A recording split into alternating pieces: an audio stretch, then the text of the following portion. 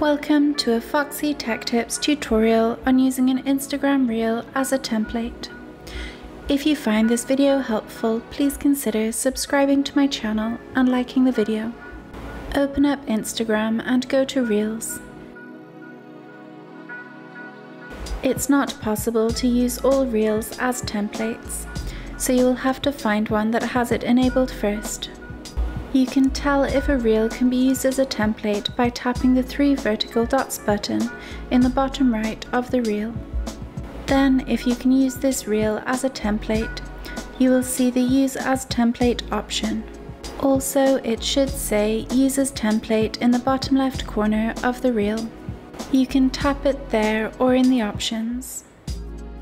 Now tap Add Media and choose a photo or video to be the first.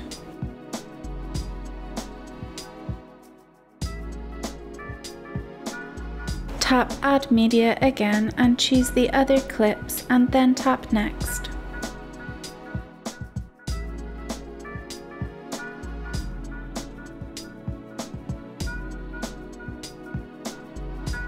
Then tap Next again.